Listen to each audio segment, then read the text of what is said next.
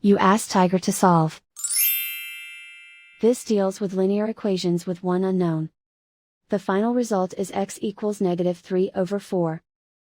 Let's solve it step by step. Group all x terms on the left side of the equation. Subtract 11x from both sides. Group like terms. Simplify the arithmetic. Group like terms. Simplify the arithmetic. Group all constants on the right side of the equation.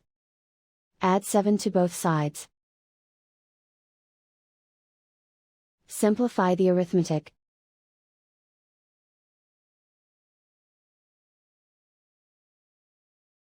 Isolate the x.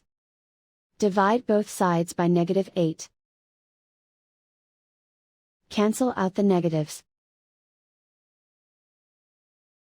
Simplify the fraction. Move the negative sign from the denominator to the numerator.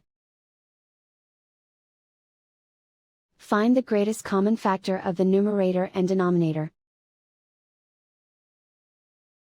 Factor out and cancel the greatest common factor. And so the final result is x equals -3/4.